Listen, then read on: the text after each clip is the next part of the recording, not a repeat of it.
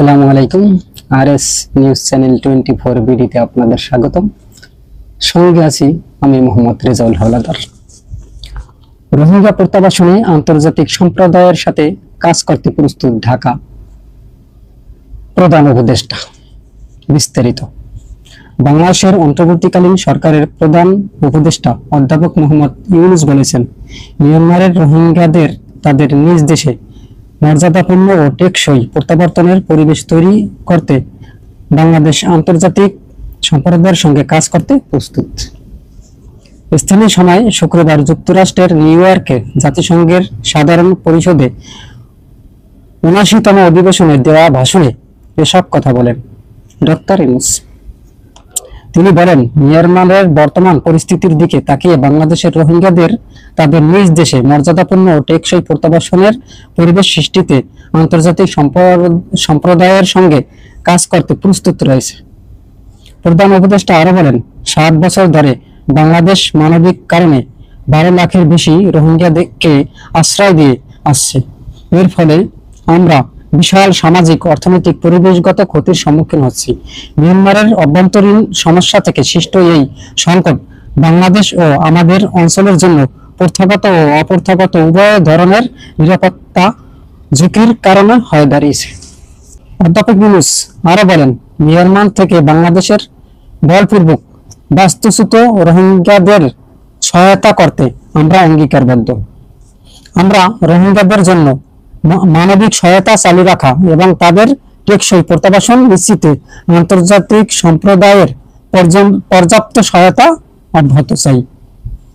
প্রধান উপদেষ্টা বলেন, রোহিঙ্গাদের সঙ্গে সংগঠিত হওয়া ব্যাপক ভিত্তিক মানবাধিকার লঙ্ঘনের জন্য আন্তর্জাতিক বিচার আদালতে এবং আন্তর্জাতিক অপরাধ আদালতে চলমান বিচার প্রক্রিয়ার মাধ্যমে ন্যায় বিচার নিশ্চিত করা ও সমানভাবে গুরুত্বপূর্ণ রোহিঙ্গারা যাতে নিজ দেশে স্বাধীন ও মর্যাদাপূর্ণ জীবন ধারণ করতে পারে সে লক্ষ্যে অনুকূল পরিবেশ তৈরিতে জাতিসংঘ ও অন্যান্য আন্তর্জাতিক প্রতিষ্ঠানের ধারাবাহিক প্রচেষ্টায় প্রশংসার দাবিদার।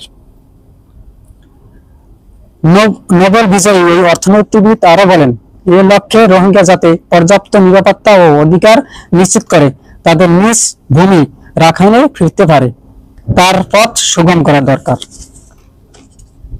বাংলাদেশে এরকমের প্রেসিডেন্ট থাকা একটা গর্বের বিষয়। দেখেন, একটা দেশের সরকার সে যদি নোবেল বিজয়ী হয়, এর চেয়ে গর্বের আর কিছু থাকে না। তবে বাংলাদেশের ইতিহাসে এই প্রথম কোন নোবেল বিজয়ী, শান্তিতে নোবেল বিজয়ী বাংলাদেশের রাষ্ট্রপ্রধান হয়েছেন।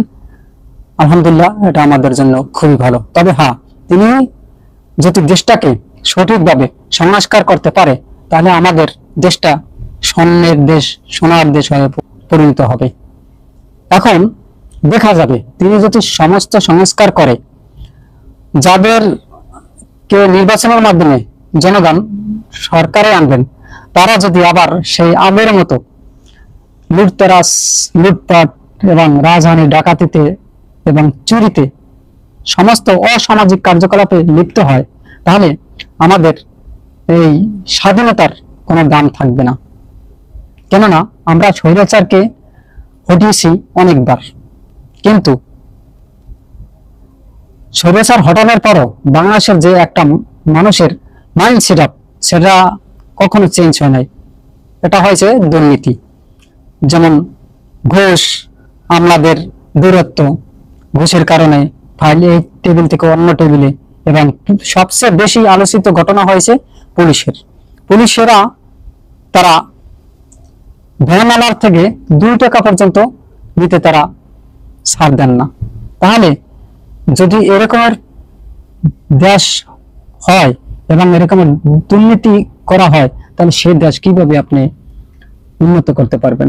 অতএব আপনাদের সবারই মানসেট একটাই করুন, এই পান ওটি নিয়ে যদি সন্তুষ্ট থাকেন এবং প্রয়োজন বোধে সরকার আপনাদের বেতন কিছুটা বাড়িয়ে দেবে, তবু আপনারা এই দুর্নীতি আর করেন না। দুর্নীতি করে লাভ নেই। আপনারা সে টাকা হয়তোবা কবরে নিয়ে যেতে পারবেন না, সাময়িকভাবে কিছুটা ভালো থাকতে পারবেন, কিন্তু কবরে কিন্তু শূন্য হাতে যেতে হবে। আজ এ পর্যন্তই। আসসালাম।